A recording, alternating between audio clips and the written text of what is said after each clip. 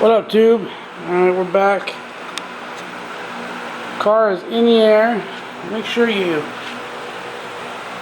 chock your wheels when you lift up the rear end. We're working just on the rear today, on the rear brake kit from Arizona Performance that we touched on last week. Okay, let's go see what we've done so far. We removed the OEM brake rotors and calipers. I've mocked up one rotor here. We'll go in a little more detail what we need to do to get everything fixed. Well, not fixed, but fitted. Stock calipers here. I hung it up with a zip tie on the upper control arm so it's out of the way. I'm not going to remove the line until I'm ready to actually plug the line into the new calipers. Let's start with what we need to do to get ready.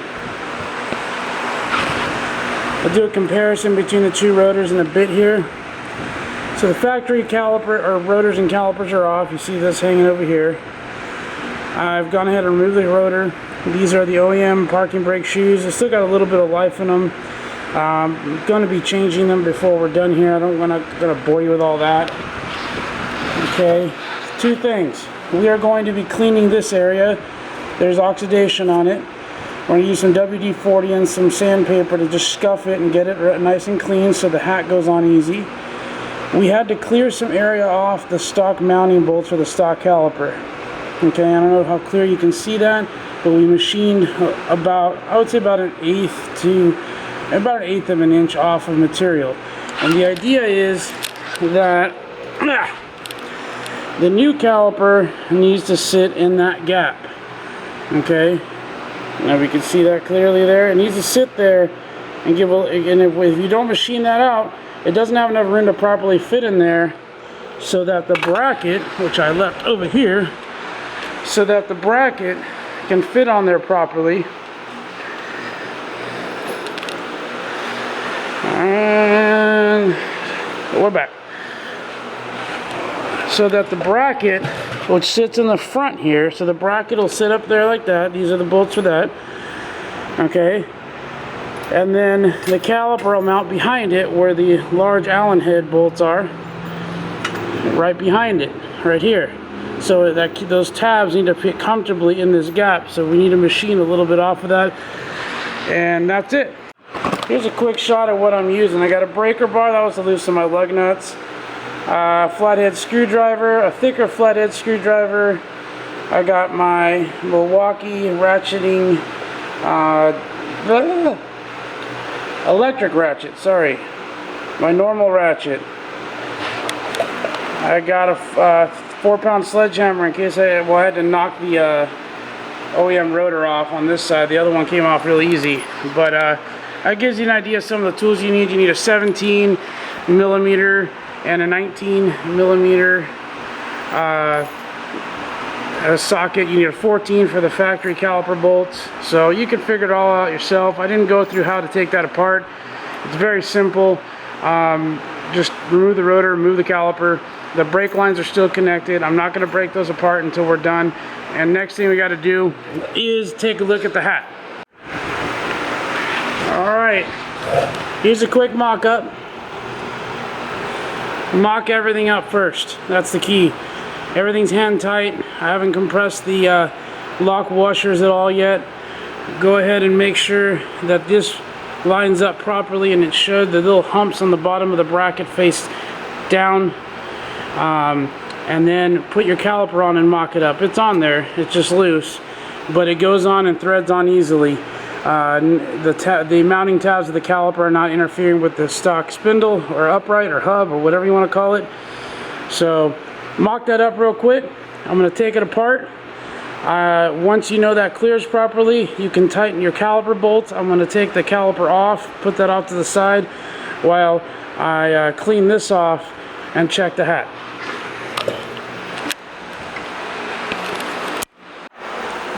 Alright guys. Alright peeps.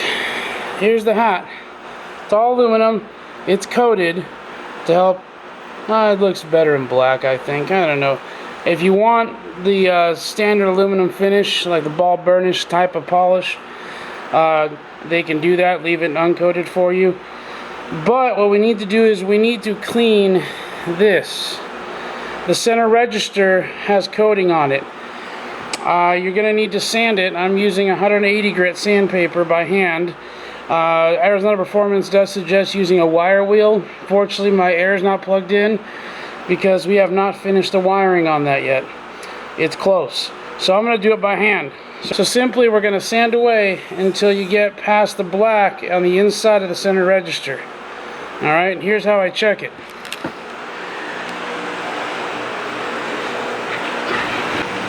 What I do is I mount the hat backwards to make sure that it can go over this ridge on the center register. Right now, I can't push it in easily. If I force it on, I'm going to have to pry it off. So we're going to sand past that, and I've already cleaned the inside of that with some WD-40 and the 180 grit sandpaper. The WD-40 is really good at breaking apart some of the rust or the oxidation that was on there, so it's nice and clean now. All right, I'm gonna get the sanding and then we'll come back and check fit the mount. All right, so I sanded that down. You can see,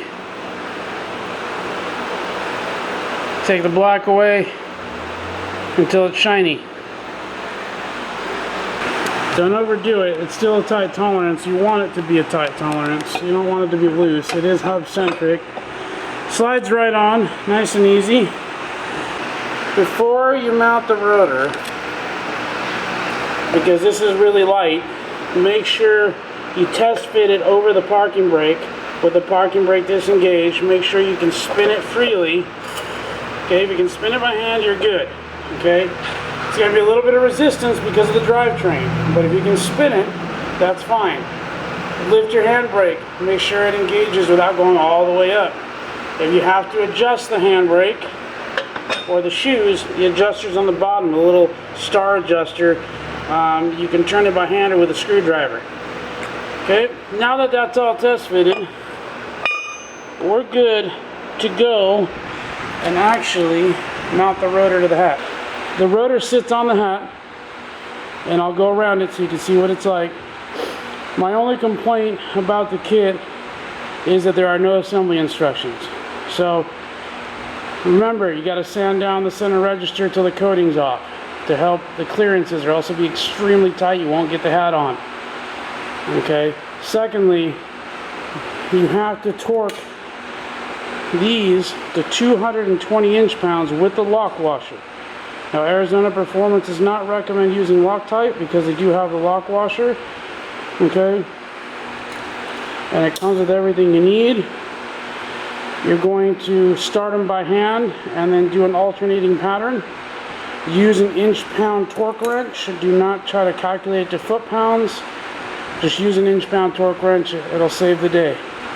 So I'm going to start, get them all hand tightened. We'll torque them down, and let me show you what the rotor should look like when it's on the hat. You want the ventilated area high, the flat face against the back of the hat.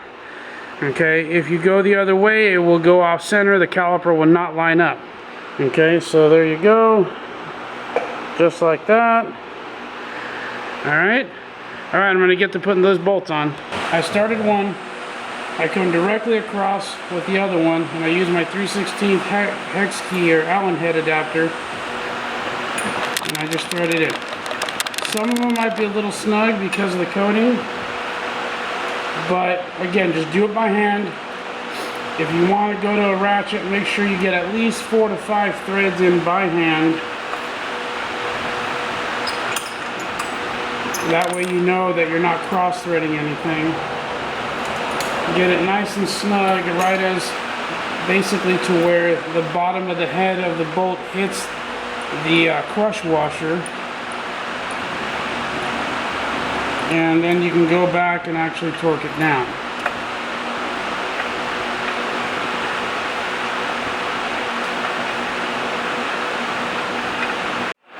Alright,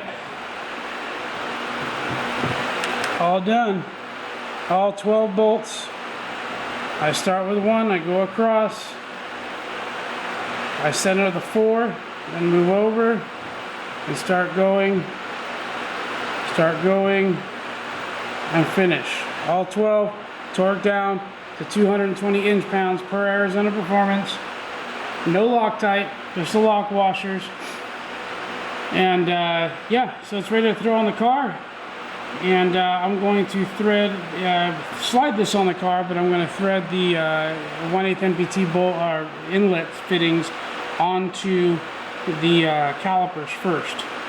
Yeah, so here we go. Okay, this is our inlet fitting for the caliper. It's included with the kit from Arizona Performance. It's a 1/8 NPT. Most all the Wilwood 4 and 6 piston calipers are inlet threaded to a 1/8 NPT. It does come with a sticker on it. I already kind of peeled it off on this one and this one, but it does a sticker covering the center inlet hole. Do not use the bleeder holes as an inlet. That's not going to work properly. Use the center inlet hole. They're 1/8 NPT. Arizona Performance includes it. I've gone and used Teflon tape, and if you can see the bottom 2-3 threads are exposed still, do not run your Teflon tape all the way to the bottom. Okay, it's going to help prevent any contamination if you run it like this. That's how I've done it for years. It's 1/8 NPT. You're going to start your threads in by hand until it gets really snug. You see, I can get it about right there by hand. I got my 11mm wrench here, and then you're just going to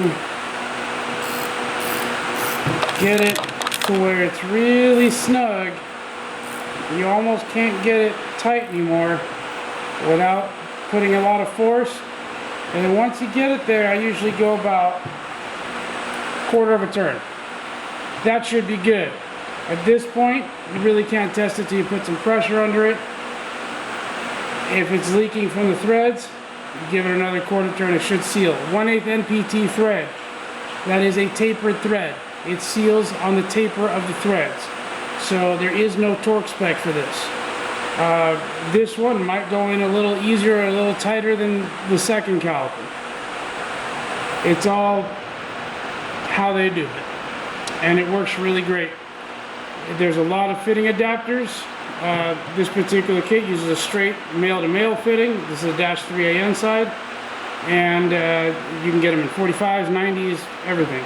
So 1/8 NPT into the calipers. We're going to get these done.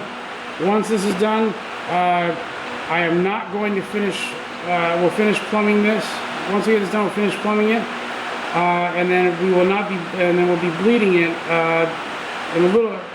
I'm gonna come back. It'll be a different day. I need a hand, and we got a busy schedule with stuff to do these next few days, but yeah, we'll get it done. It's pretty surprising, actually, in 1987, how well the size of the rear rotors were. They're about 3/4 of an inch thick, ventilated, and right around, I believe, 12 inches in diameter, which is not bad for 1987. You know, it's probably ahead of its time at the time. But the old rotor laid over the new Wilwood rotor from Arizona Performance with their hat, well, it looks a lot better. At 12.88 inches, you get a lot more cooling at 1.25 inches. Like I said, probably a little bit overkill on the rear, but better. It's better to have a little more than not a lot. Take it how you want. Anyhow, that's a quick comparison. Gonna finish up the last corner. Let's go. All right, she's all mounted, torqued down. Pads go in here. So you're going to remove this bolt. It threads all the way back here, holds a clip in on the back so the clip doesn't come out. You're going to retract the clip. Pads slide in from the top. It aligned perfectly, no shims needed. Slip it back on, just hand tighten this, doesn't need to be torqued down, just snug it up really good, and that's it. Just gotta run that brake line from here out to the hard line, which is back there. We'll do that next, but it's mounted up, torqued down, and ready to roll.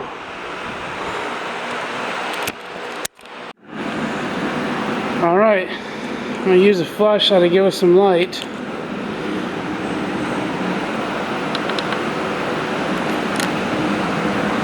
The brake line goes from the factory hard line right there.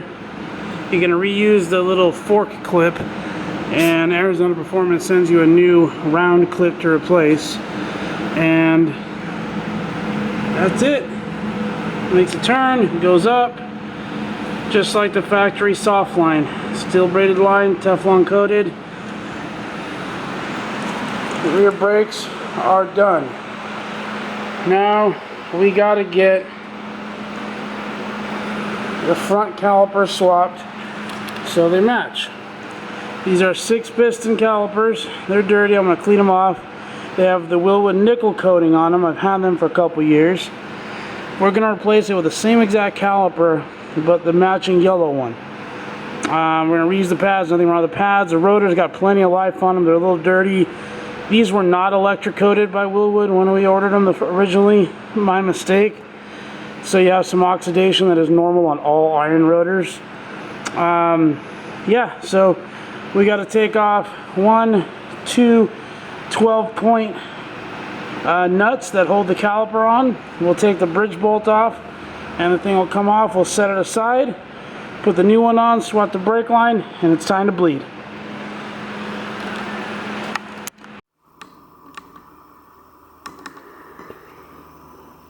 Alright, tube, they're all done. We test drove it.